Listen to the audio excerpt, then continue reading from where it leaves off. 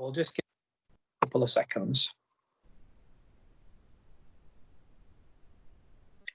Hello and welcome along to another episode of PL Seasons to Remember. And as I said, we're going to bring in all brand new content here. And this is one of the new content. This is the Manchester United show. And we are with Dan, who is obviously a Manchester United fan. Hey up, Dan. Hey up, all right? Yeah, not bad, not bad. I thought we'd get you on for the first episode of the Man United show. What we're trying to do is do a couple of shows for different clubs. So we've got this one set up with Dan. So every time there's anything to do with Manchester United, we'll do a show with Dan regarding Man United. We're going to get one with Arsenal and probably Chelsea as well. And also, don't forget, new content as well. We're going to do the new prediction show, which will start with the Champions League predictions with me and T, and that will be coming out before the Champions League games start on Friday, I think it is. That'll be interesting.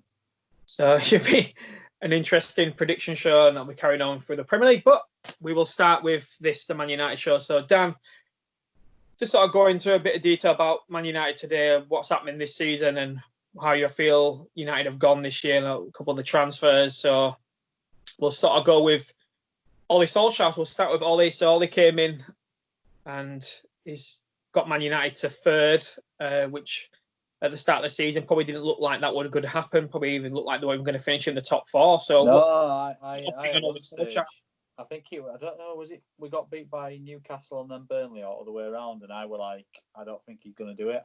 I think they should get rid of him. It's not working. And then I think the problem is we always knew he didn't have the players he needed, but I felt he wasn't getting enough out of the squad that he had. But then you look as soon as Bruno came in January, and that just turned it all around. And suddenly he had a player who could create, and then he got like Matic back in team as well. He got Pogba back, and suddenly for a fair few games we looked really good. And I think we were is it 19? No, can't be 19 games undefeated, can we? How many games were we undefeated? It could be about 8. I know it's a lot, isn't it? I think I think it's because I keep thinking after lockdown, but I think it started before lockdown, didn't it? So yeah. Well, they ended it, didn't they, with the win against Man City, didn't they, before lockdown came in, that win at Old Trafford. Do you sort of think the signing of Bruno Fernandes has sort of been the catalyst for the change at Man United over the last sort of couple of months? Yeah, definitely, because, I mean, if you haven't got anyone to create something, because a lot of people have a go at Anthony Martial, and I think he's probably going to get voted our player of the year, because, like you were Firmino for Liverpool, you see what Firmino does, because you watch Liverpool week in, week out. I watch Man United, and there's only 2 games this season where I agree with the pundits on Anthony Martial. It was Norwich and somebody else, and he just wasn't involved. He didn't look. I wouldn't say he looked disinterested, but he just wasn't on it. And I think other than that, he's worked really hard. And the stuff he does off the ball. I remember Andy Cole years ago went through a spell where he wasn't playing well, and when you're not playing, wasn't scoring goals, but he was playing well. And I think in the papers and a lot of fans that don't really, for me, know enough about football will have a go at people because they don't score goals. And it's like, that's not all football's about. You've got to do the rest of it. And he scored quite a lot of goals this season, hasn't he, as Tony Martial? But yeah, as soon as Bruno came in, he scored goals. I know people like Marino want to go talk about his penalties and that, but do the podcast with it. Sorry, my son's just walked in. What's wrong? I can't. I'm doing a podcast. What? Oh, Ashy Mum to sort it. Sorry, mate, about that. He's saying his window's not shut. He wants it shut. But he was trying to say it quiet because on a podcast like that was going to help. So I was saying, about Bruno coming in and just having this. I think he's got some crazy stat about him being involved in a ridiculous amount of goals since he came. I think he's got sort of like 6 goals and 4 assists, or I don't know, 8 assists or something. He's got some absolutely crazy stats. He's basically his goal involved. But even when he wasn't playing well, the last 3 games he didn't play that well, and the team didn't play that well. He was still involved in goals, creating goals, and scoring penalties. Do you know what I mean? So, you think Man United looked tired? Do you think Man United looked tired before the end of the season? Yeah, I think they did, and I think it showed. You get some people now going, "Oh, what we're gonna if Sancho comes in, where's Greenwood gonna play, or is Rashford gonna miss out?" You know what I mean? It's like, no, you need look at the treble team. They have 4 strikers there, 4 quality strikers. You had Sheringham and Solskjaer. They mainly came off the bench, but they did start games well. And they were vital to. Look at the Champions League final. Yeah. I mentioned in the transfer show yesterday that I thought when Jadon Sancho does, whether he comes or he seems to be very, very close for him signing on the dotted line for Man United. And I was sort of saying about, will it push Mason Greenwood out? After Mason Greenwood has quite a good, since lockdown, since we come back after lockdown, he's really been involved. Would it be unfair to then take him out of a squad to bring Sancho straight in? You've got to remember that Greenwood is 18 years old. And I know Sancho's 19, but Sancho's got a lot more experience. A bit like Rashford, a lot more experience. Because I think Rashford, he only still like 21, 22 or something. Rashford. Yeah, it's mad. Really it's mad how young. You don't look at him, do you, and think he's a young player, but you look at Dan James, who's very similar age to Rashford, and you're like, he's a young player because he doesn't have the experience at this level like Rashford does. So for me, Greenwood doesn't have that. And actually, Greenwood, in some games at the back end, he also wasn't playing very well and not involved a lot. And the thing is, it's that old striker thing I'm saying to you. He scored against who was the goal against now? God, my memory's so bad. But he scored a goal in one of the later games, and basically I didn't think he played very well. But he got talked about because he scored the goal. And it was an important goal. I think it was the West Ham we drew 1-1. Didn't Greenwood score the goal then? Was that the one I'm thinking? Yeah, I think he did. He didn't actually play very well in that game, but he got the goal. But yeah, Greenwood needs to be. He can't be playing 38 Premier League games. You know what I mean? You need a squad, and you need a strike force where Sancho can play. Or apart from striker, I would say he probably can't play that, but he can play in Bruno's position if Bruno's injured, like as an attacking midfield player. He can play left and right wing, so he gives you options across that. And there'll be games where, Anthony Martial's not got a very good injury record, to be honest. He usually misses a period. I think even this season he missed sort of like 8 or 9 games or something. So, you need strength and depth. And I think if something was proved this back end of the season was that Man United don't have the strength and depth, because when they look tired, Solskjaer won't change in the team. Yeah. But they knew the players like Pereira and Lingard, they're not good enough to come on. Jesse's, I think, is a little bit different scenario, and I'll go into Jesse Lingard later because I know you want to talk about ins and outs. But yeah, strength in depth is huge, and I think some people don't realise that. I think somebody's going to get knocked out first team. Like I actually think we're going to need another striker, although I don't think we'll get one this summer. But I do think we are going to need another striker soon. But that done, you don't go sign somebody and think, oh, what about Anthony Martial? You're like, fight for your place. If you're playing well, you're going to stay in, aren't you? If you're injured, you bring this other guy in, whoever it is. So yeah. I think my thing with Anthony Martial is we might completely disagree on this. I don't know. I don't think he's progressed. I still think he looks the same player that came through the door. It's like he's not got any better for me. He doesn't look. I think if he was playing for Liverpool, like for me, like we are, as I mentioned before, for me, I think you'd have seen this season. I think a lot. The problem is a lot of pundits get on his back, Martial, and it is simply because he's not English. If he was English, they'd be raving about him, saying he's probably Man United's player of the season. Honestly, they would if he were English, but they seem to have this thing where they pick on, for me, players that are English. Because I love Gary Neville, but for me, he's not had to go. And this, maybe he knew something, but he never had to go at Lingard when he wasn't playing well. And we didn't know before what Lingard's issues, but he never said anything. So, but maybe he knew. But Rashford was having a really poor period when Martial was injured. He went up front. He never slagged off Rashford either, and neither did any other pundits. And Maguire's had periods where I think he's been poor this season. And they've not mentioned him either, but they've been quick to pick on Lindelof. Do you know what I mean? So I think there's a bit of a bias in the punditry towards those players, and I think they've not noticed what Martial's been doing. And I think this season he has massively improved. And I do think when he first came, and I think what is his first game against you where he scored 2 goals? Yeah, so I think people judge him on that sort of initial reaction and then say, where is he now? It's like, but that's just one game, do you know what I mean? And I think he had a good season under Van Gaal, and then Mourinho basically dropped him for Sanchez, even though he was scoring a lot of goals that season and playing off the left wing. So I actually do think he has improved, but I understand where you're coming from. I think although he stepped it up, he's still got to step it up even more. But I think he's only 23, isn't he? Because I'm saying it because we say that when Rashford come on the scene because of injuries, and he's like said his first game in the Premier League was Arsenal, and Martial sort of come in as well. And I think they're probably coming before the time, really. I mean, Rashford you probably see Rashford maybe start coming in maybe now, but he come in so early. Yeah. He had nobody else. Do you know that Rashford only played that game because James Wilson was injured? And he was I think he's at Salford now, according to FIFA. So it just shows you done it. But yeah, he only came in because James Wilson would have played that game, but he was injured. So they had to bring Rashford in, and nobody at the club was talking about Rashford. Funny enough. I think he scored a couple of goals. I think he scored a couple of goals in midweek in the Europa League game, Rashford. And everyone's, do you think he might get a game at the weekend against Arsenal? And then, as you say, I think you're right. Yeah, I think he did. Yeah. The rest is history, really, for Rashford. So we spoke about Martial. Was like I said, looking at Man United's defence and goalkeeper, which for me, I think that's been a bit of an issue this year, especially with De Gea. Now, Do you know De Gea's got the most clean sheets this season?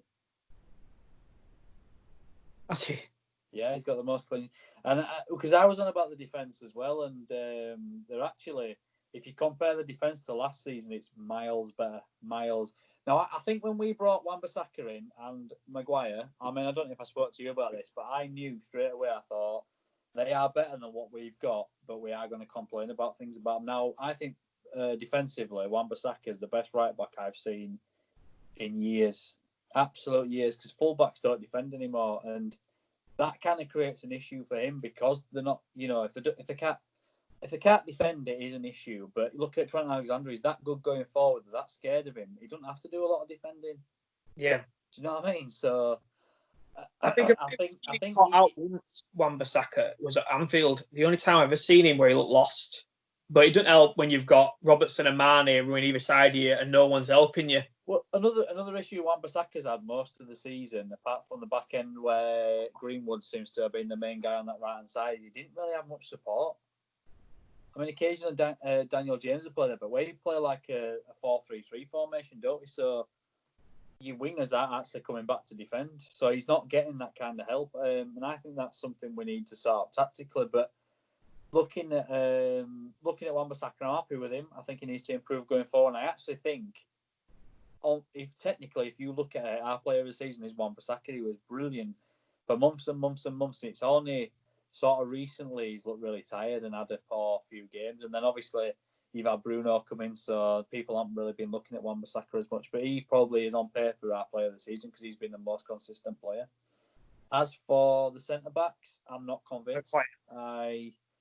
I think if Maguire played alongside Van Dijk, that would be a formidable defence because I think the attributes that Maguire has and Van Dijk has would work perfectly, and that's the problem for Man United at the minute.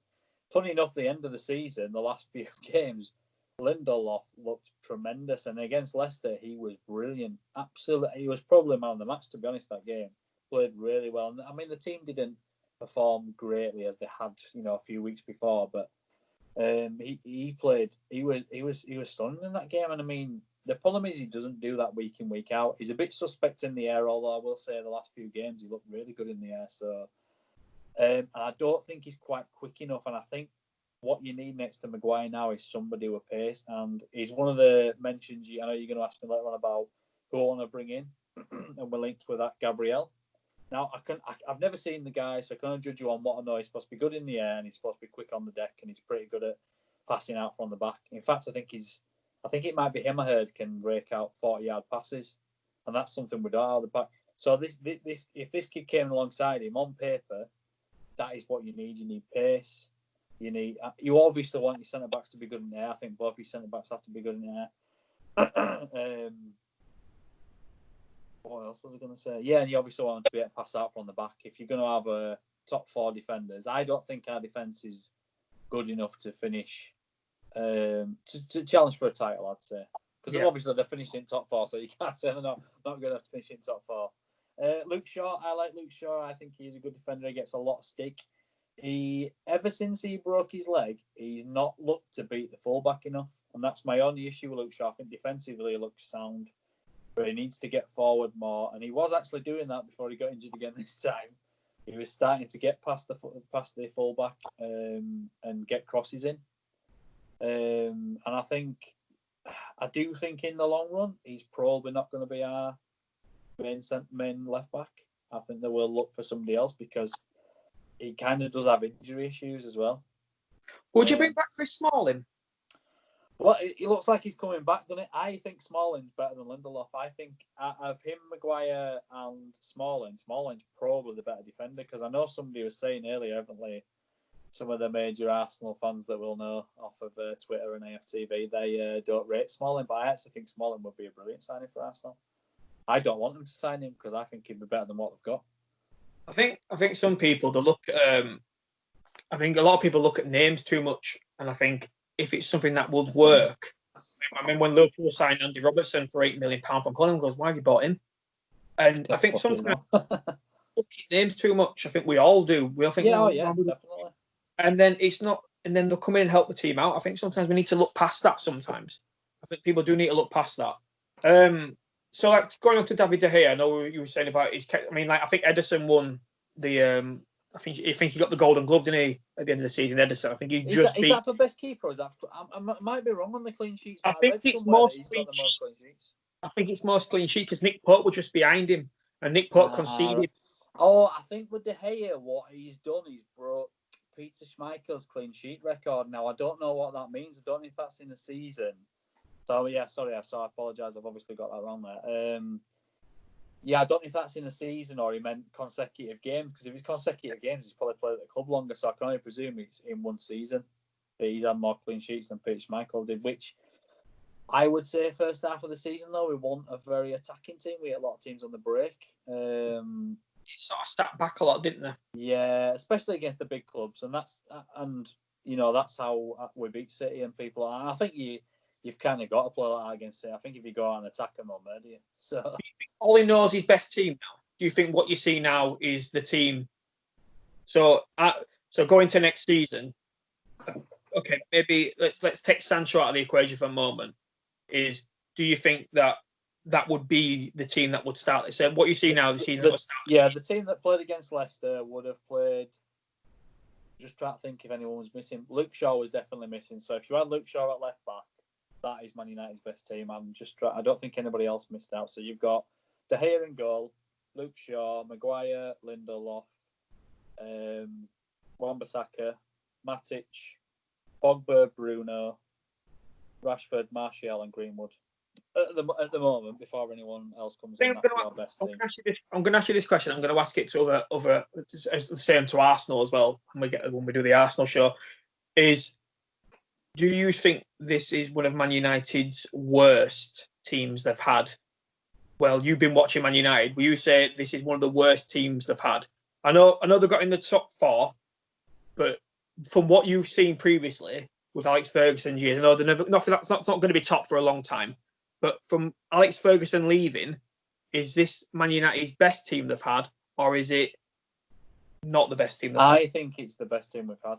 But if you'd have asked me that beginning of the season, I wouldn't have said that at all. But it's all about football teams like a jigsaw, isn't it? You put all your pieces in place, and once you've got them all, suddenly your team who probably didn't look good enough. Just the classic example is before Bruno came in, we looked woeful. I mean, we were.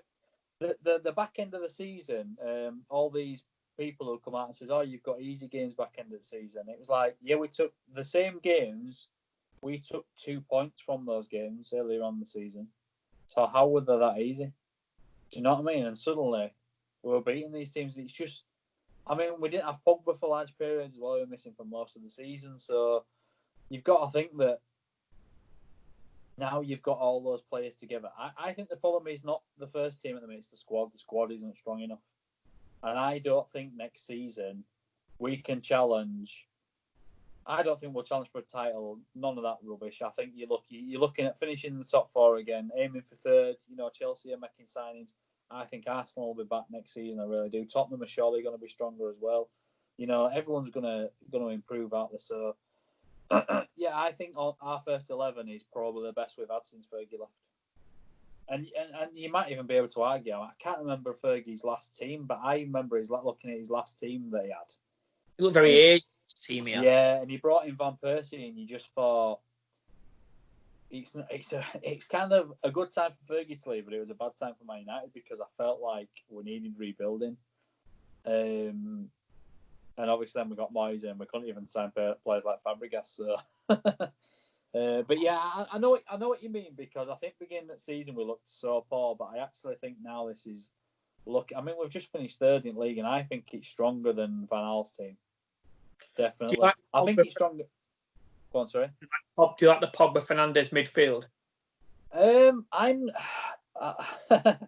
If you had enough viewers, I'd probably get belters for this. But I actually don't think in the long run that midfield is going to work that well because I think I know somebody I watch who goes on the United stand a lot.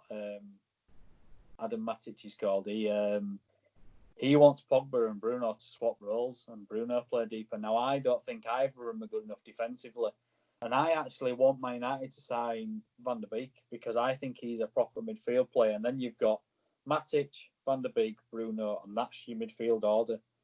Where I think Pogba, I think you've seen him get caught on the ball outside the box, and he's done that too many times. Too many goals, Pogba. I think Pogba has got the talent to be the best player in the world. I think it's as simple as that, but talent doesn't equal the best. And I mean, I always point back to Patrick Kluivert is a well-known name, and people will rave about him now. But when you watched him at the time, he could have been far better than he was if he'd have got up here. I don't think he had it mentally.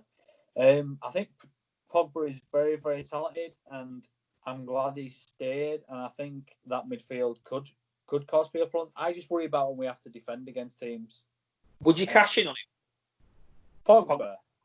I don't think you can because Real Madrid can't afford him. I think a lot of people are thinking, coronavirus, Madrid can't afford him. I've heard Madrid have got no money for a long time, and Barcelona the same. And I remember when Real Madrid, their Madrid Council bought out their training ground, so they had some money. And I just don't think they've got the money anymore in Spain. I just don't think I mean, they've got money, but they've not got that kind of money now where the Premier League's got it all. Someone from the Premier League, I think, could go spend 200 million on one player. I mean, nobody would do it because it's stupid. But I think they could. Not at the minute because of coronavirus, but before that, I think that could have happened. I mean, like I said, I don't think anybody would, but they could if they wanted to. I don't think Real Madrid could spend 200 million on a player. I don't think they could spend 150. How would you rate Man United's season out of 10? I mean, at the end of the day, if you'd have said to me, we'll finish third, I'd have just laughed my ass off and told you you're an idiot. Beginning of the season, I was like, there's no way we're finishing third. I thought we were going to finish 8th earlier on in the season when we were struggling. I mean, the ESPN were talking about there being a relegation battle. And I mean, even I was starting to be like, surely not. Surely not, you know what I mean? We haven't won a trophy. We could win the Europa League. I think if we win the Europa League, it's like I'm sort of bordering 7 and 8, and then if we win Europa League 8, 9, do you know what I mean? But if you finish third and 9, is that too high? Do you know what I mean? I think I'll go for a 7 because I think we've done a lot better than we thought we were going to do. 7. I'm not bothered about the domestic cups. I mean, I know people will say, you're saying it because you won in final, whatever. I've never been bothered. I haven't been bothered about the FA Cup for years, right? It's great congratulations to Arsenal. Well done to them. They've won it. But I'm not bothered about domestic cups because I think you need to finish in top 4. I think it's vitally important. I think for Arsenal, it's not this season, but it will be next season. I think they've got to do it. I don't think you can be out of it for too long. Do you sort of think... Are they not qualified for Champions League for 4 years now? Because haven't they been in Europa League for 4 years? So, I mean, I'm saying that, but I'm not convinced that, people were saying we won't get Jadon Sancho if we didn't get Champions League, but he's only option.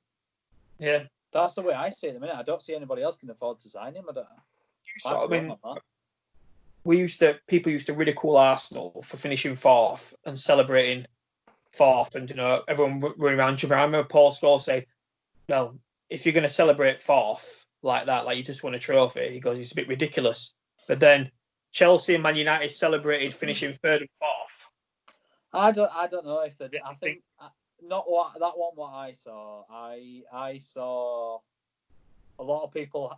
I think it was happy because we were relieved, but I didn't see anybody jumping around like we won a trophy. That's not what I've seen I mean, you'll always get people. I mean, Twitter's absolutely full of people like that.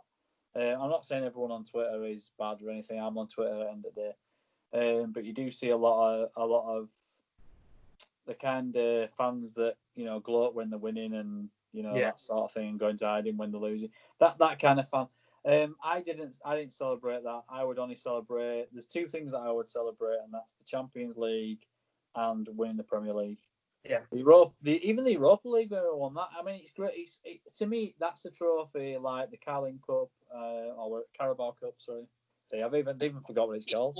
It's lost its way a little bit. I think if you would have not finished in the top four, I think then you'd have been wanting to win the Europa League more because it gets you back in. Well, you get Champions League, yeah. So the manager out of 10.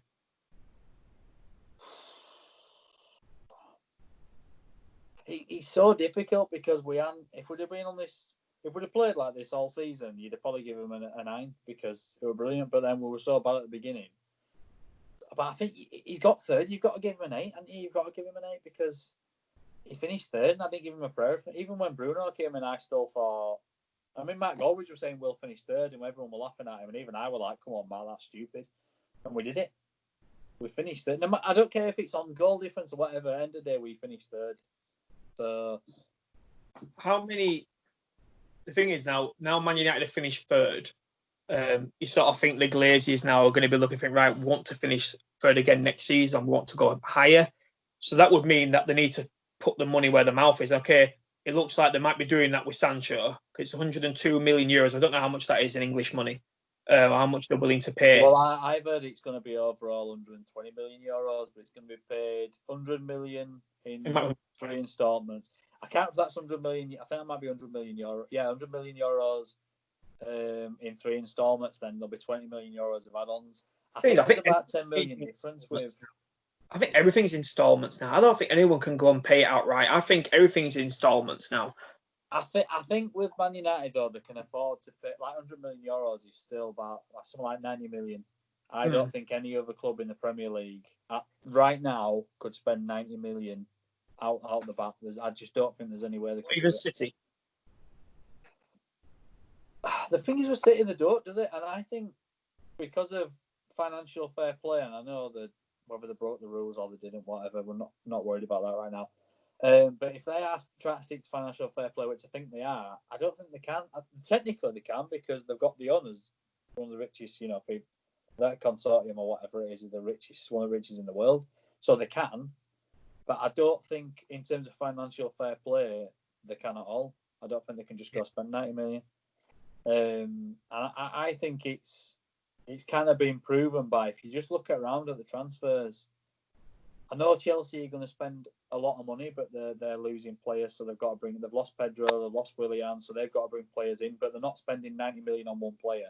It'd be interesting to see on Man United because I think if we just bring in Jadon Sancho, I'm not convinced we play the Champions League and get top 4. It's not like Europa League where you can put your reserve team out every so often. For me, I think you need to sign 3 players.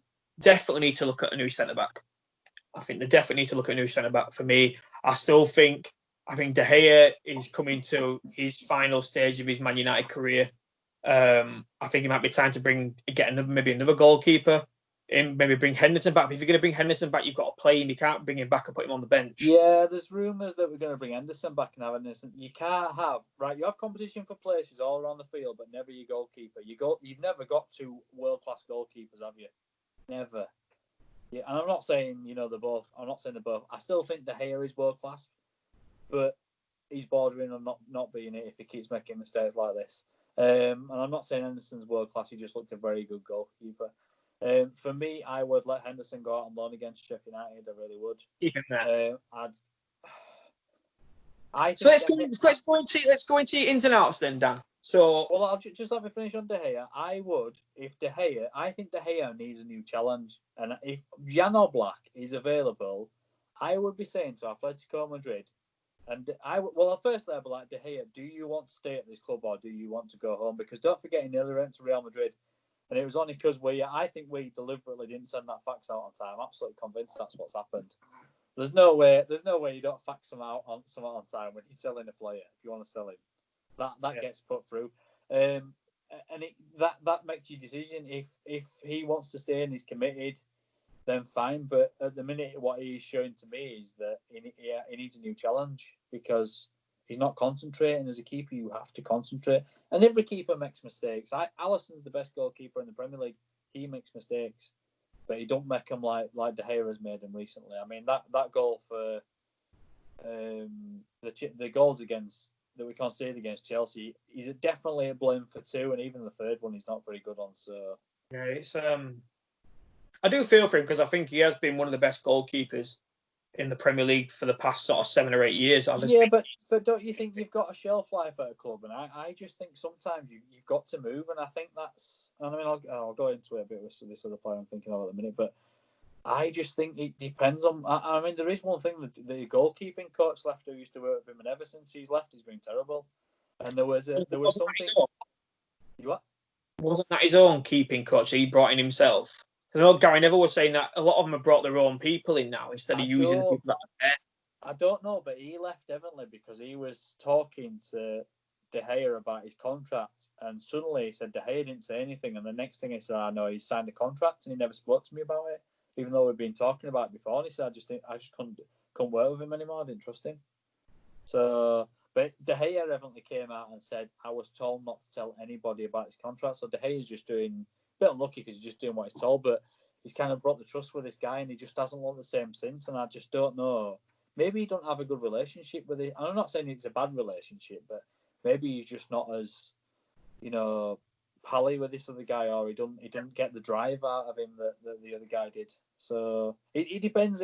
But for me, if De Gea isn't fully committed and they're wondering whether that, then to me you cash in on him now, and you either bring Henderson in or you send him to, because he's from Atletico Madrid, or you go to Atletico Madrid, will give you De Gea and so much money for Oblak, who's possibly the best keeper in the world. There's a few of them you could argue, but I just think for any player and a keeper as well, is when you're at the height of your powers, you've got to try and stay there. And I think when you start slipping, people notice it more. And I think he's been at the top for so long now. Now he's starting to decline a little bit. Everyone's noticing more mistakes. If he'd have done this once or twice in a season, people wouldn't say anything. But because it's coming a regular occurrence now, it's getting more publicity than anything else. That's what Gary Neville said, didn't he? He said, if it's for 6 months, it's a blip, but this has been going on for 2 years now. He keeps making these mistakes, and the ones against Chelsea were horrendous. I mean, that shot from Mason Mount is pathetic. I would have saved that. You would have saved it. And his concentration, I don't know. He just looks like a guy who's got something on his mind to me, and that's why I'm thinking, does he need a new challenge? Does he need to go somewhere else? But they need to find out at United what that is, because if he doesn't want to be there anymore, then he's got to go. And I'm not saying he might be like, oh no, I want to stay here, but that's not the kind. You need to be like, I want to stay here. I really want to stay here. Yeah. So moving on to ins and so outs, we don't run out of time. So go on to your ins and outs then, Danu. Who would you like to see come in at Old Trafford this season? So obviously, I'm just going by what we linked to, because I don't think there's any point in being talking about anybody else. Jadon Sancho, obviously, from what I'm hearing, that's done. Yeah. What is it? Crossing the T's and dotting the I's, as they say. Yeah. I don't know if that's right, but that's what I've heard from a guy who's been posting stuff out before for Fabrizio Romano. There's a guy at the United stand called Drotti who does all the artwork for them, and he's got a guy, and he's been saying stuff and coming out before Fabrizio Romano said it. So that's interesting to know. And he said basically it's done. So it sounds like it's done. I think that's a good signing. I do have a little worry about Sancho. I wasn't excited at all until more recently when I don't know, I just kind of came around to the idea, and I think that's maybe because United take forever on deals, and I just wasn't sure it was going to happen. I was a bit worried about when he came back from lockdown because he looked a bit overweight, and I just wondered about somebody's professionalism when they do that. The players generally look after themselves, and the other thing is he went for a haircut, didn't he? When he wasn't supposed to, and he kind of were arguing a bit with Dortmund, and I thought, it's all right doing that with Dortmund, but you don't do that at Man United. You don't be arguing with people telling you off. If somebody tells you off, you sort of just take it on chin and just get on with it. And you do it behind closed doors. And that, I think to be fair to him, I think Dortmund came out and said something publicly, so he said something publicly back, so it could have been that. I don't think that would have happened at United anyway. But your time's coming to an end at a club when you're starting to argue publicly with your club. Maybe that's it. But with him, he's obviously a very exciting player. He's 19 as well, so all our forward line now, you look at the age of him. I think Martial will be oldest at 23, 24. So for the next 10 years, couldn't it? Yeah, I mean, I don't think anything quite lasts that long. I think I can't see them playing together for that long, but you're talking between 4 and 6 years. I think you could play with that forward line. And I think then it becomes stale and you have to mix it up anyway. I think Fergie said, teams, you have to change them every 3 years. That's not necessarily all those players that are, and even all the forward line, but it's good that you've got that to grow into. If he's as good as we think he is, then it's going to be a great signing. But is he as good as we think he is? That's my question. That's it. I'm always a bit worried. My only worry is with Sancho and it's just a gut feeling that I wasn't excited about Alexis Sanchez.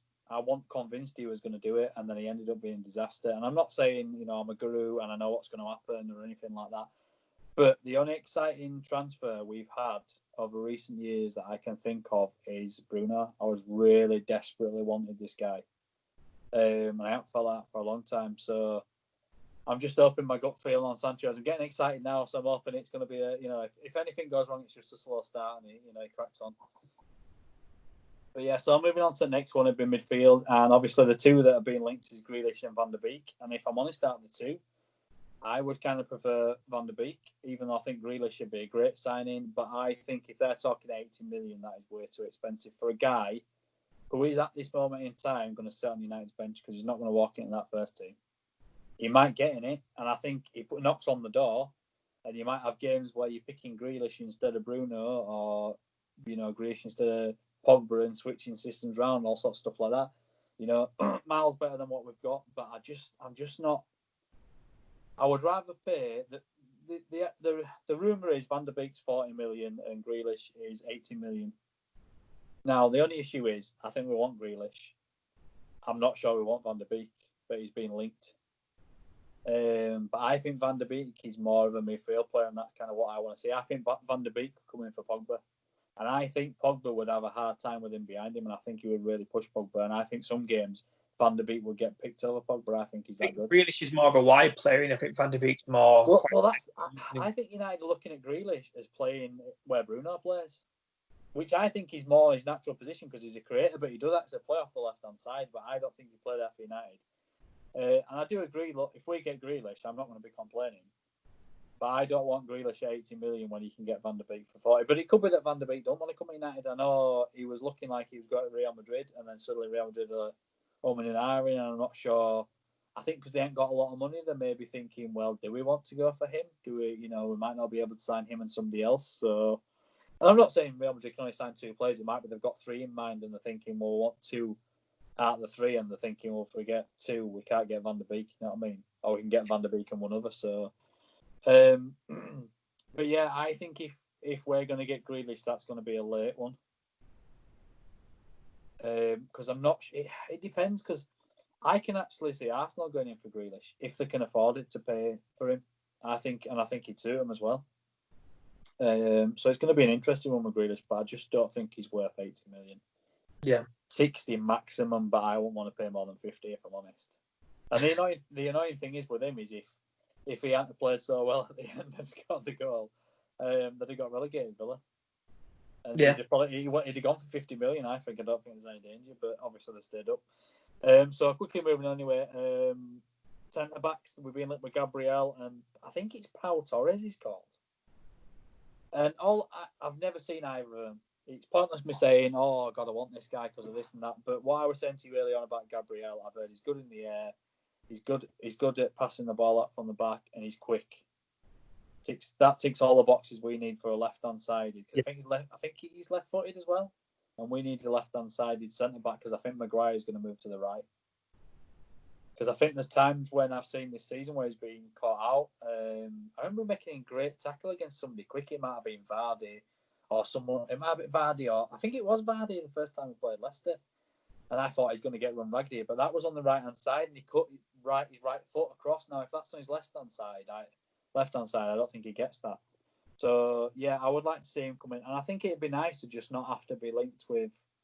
I think we get linked with too many British players, and they cost so much. And I think it'd be nice to get someone like Gabriel. We're talking someone like 25 million. Yeah. You know what I mean? If you was English, you'd be talking 50 plus, wouldn't you? Do you know what I mean? So, and Ake 42 million. I mean, I think that's craziness. I think 30 maximum for him. I mean, look, it could turn out to be great. And, fair enough. But the thing is, though, like I've always said, the lesser teams, why not put the prices up? They're losing one of the best. Why not?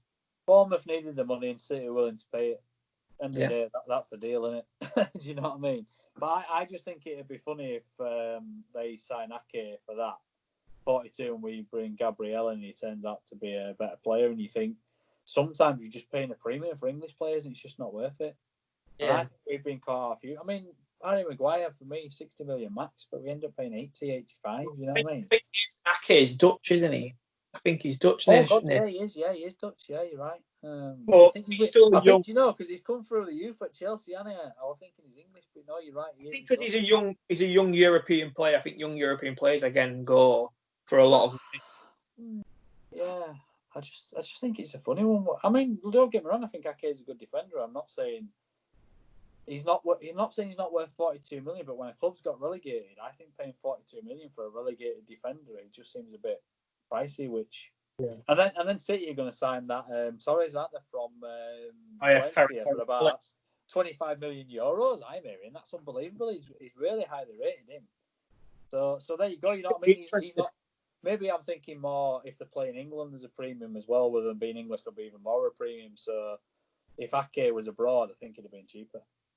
Yeah, definitely. If a team had got relegated, it'd have been miles cheaper. So, but I'll move on because I know you wanted me to talk about who I had to get rid of as well. First name on the list is Alexis Sanchez. What a drain on the financials he's been. I have today read that if we get rid of him, he's definitely going on a free. Romano's saying this is a done deal, so I'm sure he said it was a done deal. We would have paid him if he just stayed out his contract 55 million. I don't know if that was pounds or euros. That's a lot of money.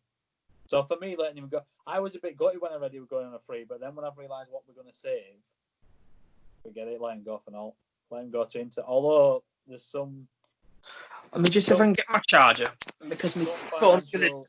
No, it's all right. Some financial compensation, so whether that is overall... I think it is £55 million, because I think they were mentioning 60 odd million euros. That is that's basically like getting a transfer fee for somebody, isn't it? Yeah. Save 55 million, that's huge. So I've worked out he's not been good. He's too slow for Premier League now. Arsenal, I think, got rid of him at the right time. Unfortunately, they got Mkhitaryan, and it turned out to be the worst swap deal of all time. Yeah, I think it's. I think with Alex, I think I read today that he was on. His wages were 540 grand a week. I heard he was on 400 grand a week. Well, I'm hearing today that Sancho's agreed a contract that's. I originally had 330 grand a week, and I'm like, that is too much. They should have never have done that. But I'm hearing now it's 250 grand a week, which I still think is a lot of money for a guy. I heard he was on 150. I mean, I don't know this. I'm just telling you what I've read, but 150.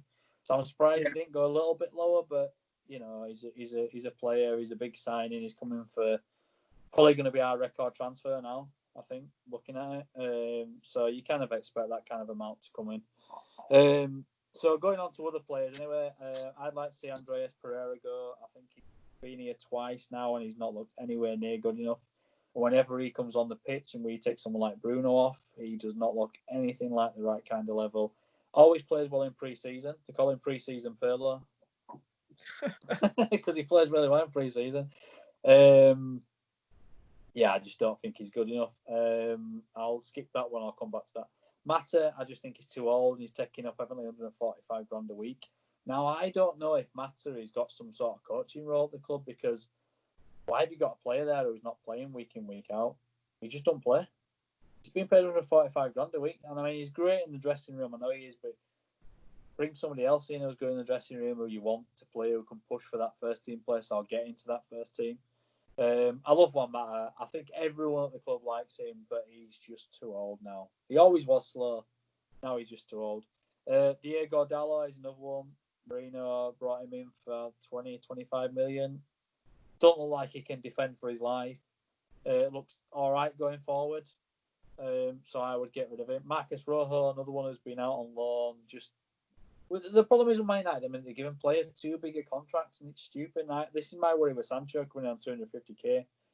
We're overpaying, I think, on players. I mean, you've got Pogba there and De Gea now are over 300 grand, I reckon. 300 grand a week. Over, this is. Not 300 grand, over 300 grand. Now, if you want to sell those players, nobody can afford to buy them. That's why we're struggling, because who can pay Rojo's wages? Anyway, I'll move on. Jesse Lingard. I felt sorry for Jesse after I found out what had happened to him. It kind of made sense what had happened. I celebrated Jesse's goal probably more than I've celebrated a goal all season. I was so chuffed he scored, and I had a feeling all day. I woke up thinking, I think Jesse's going to score a winning goal today. And I wouldn't have ever said this to you. I wouldn't have said we'd have beat Leicester, but I thought Jesse was going to score in a 2-1. They were going to score a winner, and he did get the second goal after all. But I just think it might be time to move on and have a new challenge. But I don't think he'll go. I think he'll stay. He was in the press conference with Ollie today, and he's definitely starting against Last Links tomorrow night. So there's that. And I just wanted to mention players I think should go out on loan. Tati Chong, I think, should go out on loan because I don't think at the minute he looks good enough. You might want to just move your camera a bit. You're a bit to one side, mate. I know. That's a bit strange. Are you struggling because it's charging? Yeah, it's Just leave it. And James Garner, who looks like a good up and coming player, I think he needs to go out on loan to either top Championship club or a lower Premier League team. Yeah. And I just wanted to mention something while we're talking about Man United, in case anybody is still listening at this stage to me. There was oh god, I forgot his name. The guy who left at the end of the season, the young lad. Oh my god, his name's gone. I can see his face as well. Left at the end of this season? Yeah, he left. He's evidently signed for a Spanish club, someone like Real Sociedad or something like that. Oh no, he signed for Lille. Gomez, yes, Gomez. So he has signed for Lille, and evidently he's going on loan to Boa Vista in Portugal. So why did he leave Man United? Because to me, he's gone to Lille. They're not. No offense to Lille, they produce some quality players, but they're not a top club. They produce good players and sell them on. They're like, I think, a lesser Borussia Dortmund, and I love Borussia Dortmund. If any Borussia Dortmund fans are watching, I really like Dortmund, but they basically build up players and sell them. They are a selling club, and I think Lille are the same. They're just the French version of Borussia Dortmund, and probably not as good either. But why go there? Why go to Lille and then be loaned out to Boa Vista? You might as well have stayed at Man United and either stayed. I mean, is it going to? It all varies how much he wants to play football. If he's guaranteed at Boa Vista that he's going to play football, then you take the opportunity instead of not even being anywhere near Man United's first team or even on the bench. I think Man United would have definitely loaned him out this season, and I think to either a Championship club, which has got to be better than Boa Vista in Portugal, surely. He must have been asked. You'd think. I mean, or look, is he just... I don't get me wrong. I hope it works out for the lad. I really do, because he looked a talented player. I personally thought he was too small for Premier League. He's tiny.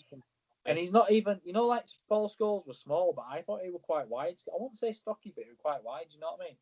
Pereira looks really slim and small. I just always thought, is he going to be able to? I think at that height, I mean, you look at people like David Silva, Bernardo Silva, Santi Cazorla. They've all got something about them. Now, I think Gomez has to. They also play in the Guardiola team. Yeah, I don't think he would have suited. I think if he would have been at City, I think you'd have seen more of him because he could have come on for Silva or like Bernardo Silva or David Silva. Yeah, but I just thought I'd mention that because I thought it was a bit of an interesting one that I heard earlier. But that's it. I'm done on the ins, outs, and loans. So I agree with. I think I agree with a lot of the things that you said. I think if I was a Man United fan, I would. One. I miss one. The one guy I want out of the club more than anybody. And I don't mean any disrespect, but Phil Jones, because he's terrible. I can't believe we didn't write Phil Jones down. But he literally got a 5-year contract. I think it was last season. Sorry, Matt, I cut you off. It's fine. I sort of think now they seem to be getting the money. I mean, Mourinho always complained that he was never backed in the transfer window when he wanted. I'd agree with him. I don't think he was. We should have signed Perisic. Should have signed him. I think he'd have been a great player. I would still, because there was a rumour that Inter Milan were going to offer us him for Sanchez, and I was like, end of the day, you're going to save all that money in his wages. I'd take Perisic. He'd be a great squad player. He's a cracking player. He'd probably force his well into the first team, knowing him. Yeah, I think it's an interesting one. I think he was never Mourinho. He spent a lot of money the season before, and then but then again, don't then give your manager a 3-year contract, a brand new contract, but then not back him. We keep doing it, mate, with these contracts. We've just done it with Matic. Right, he only signed a 1-year contract not so long back. Sure, he did, and then suddenly he signed a 3-year. It's like he has got one more season at Man United. I think they've given him a 3-year contract, thinking we've got value, we can sell him on. You won't sell him. He'll end up going for no. I'm telling you, you won't sell him. You won't make half of your money back on him. No, I think he's got next season, and we need to have somebody in place. And I do not think it's McTominay. I do not think McTominay is a central defensive midfielder. He's already said he prefers box to box, and whenever you've seen him, he looks comfortable box to box. He don't look comfortable at CDM. He played, didn't he, a game, and we ended up bringing Matic on because we're at Crystal Palace. We brought him on, and when he came on, Matic, he changed the game because suddenly Pogba was getting further forward. Yeah. And we suddenly looked at last 20 minutes, we looked a good team. And I think McTominay just struggles there. He doesn't know what to do. It's not natural for him. And I think we're trying to put a square peg in a round hole with him. I think he's box to box and just keep him at that. I know there was a lot. I'm just going to throw a transfer out here. It's probably never going to happen. But with Aubameyang, with the contract talks with Arsenal with Aubameyang, I know at the beginning of the season there was a lot of talk about maybe Man United going in for Aubameyang. Would you take Aubameyang at Man United? I think it's the thing is with Aubameyang, I would say I don't watch Arsenal a lot, so I might be talking completely out my backside here. But what I've noticed about Aubameyang, he's a great goal scorer, but sometimes I'm not sure about his outside the box play. But then I've seen him recently and been like his passing's been really good and stuff like that. So maybe I'm wrong on that. And he plays from the left a lot, which I find strange. So the Man United front three are all interchangeable. You know, Rashford, Greenwood, Martial can all switch positions. You're going to have Sancho, I'm guaranteeing he's going to switch. I've seen him do it for Dortmund. He'll switch positions. He'll probably end up up front, but, not for long. But he could just move there. And that's what I think Man United try to get about, that interchangeability. I'm not sure on the Aubameyang. I don't know. You pull him with the Aubameyang is, for me, if he comes, he's got to be in the first team. And he's going to be 30, I think, next season. I think he's 29 now, isn't he? I won't want to pay a fee for him now. It's not like Van Persie for me. It's different because I think how old was Van Persie? Was he 29? Late 20s. Sure, he was 29. I think Aubameyang's 30. I think he's 30. Aubameyang. I don't know what the best thing is for Arsenal because do they keep him because he's probably got 2 or 3 seasons left. And then you're thinking because of his age. I mean, it might be different. Some people go on longer. And Arsenal have got to think short term and long term. But I don't know if he runs his contract down, that's a bad thing for him because they're going to lose out a lot of money. So whether they sell him anyway, and whether they sell him to us, I don't know. But I don't know, mate. It's a funny one that. He's just a bit. I'll throw a bit of a wild card in. He's a very good player, and I'm not saying I won't be. I remember when he were there at Dortmund, and I'm like, why don't Man United go sign this guy? And I've done that a few times because I wanted Man United to sign Van Dijk from Southampton and Vermaelen, and they didn't do that either. I'm just looking at sort of the structure. Is it Vermaelen? Alderweireld. Yeah, Alderweireld. Yeah. I always get his name wrong. Yeah, I sort of look at the structure now. Man United, Arsenal for a long time when I was growing up. As I said, and we were both growing up together watching football. It was always Man United and Arsenal, and they were very, very similar. If Man United did win it, Arsenal would win it, or vice versa. I sort of think the structure of the clubs are quite similar as well. They both have the values. They both got great values.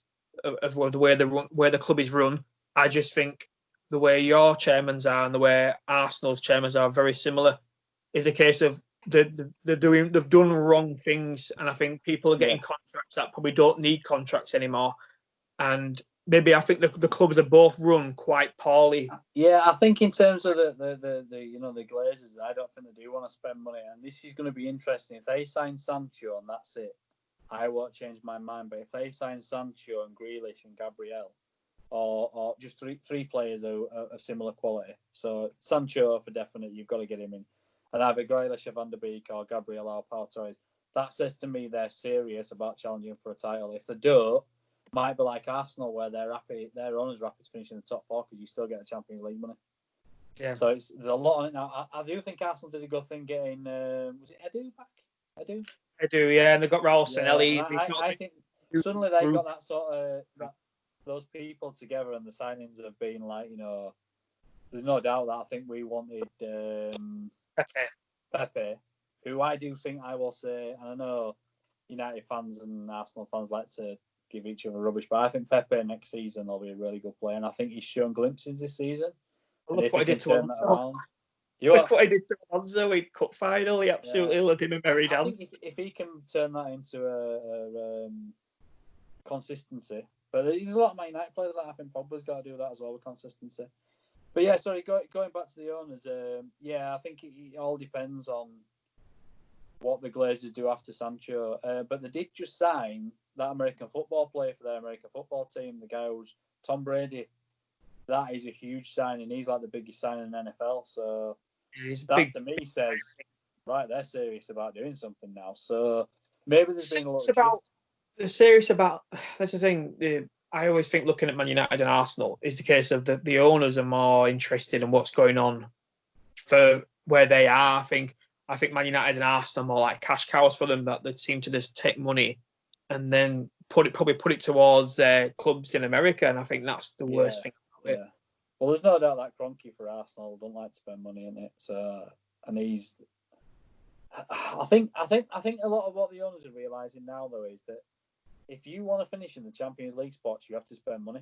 Never mind win the league, you have to spend money to finish in the Champions League spots, and that is going to get harder because, I know that Newcastle takeover fell away, but there's an American guy who wanted to buy them anyway, so they'll probably get taken over by him, then they'll probably have them. They need to get taken over Newcastle. They can't continue.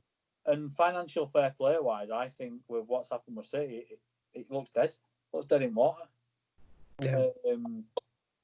Because how are they going to prove it if somebody does it? Do you know what I mean? So it's going to be interesting. But yeah, I think with the Glazers, it depends. I mean, Woodward, everyone will be happy if he signs Sancho. But for me, Sancho's not enough.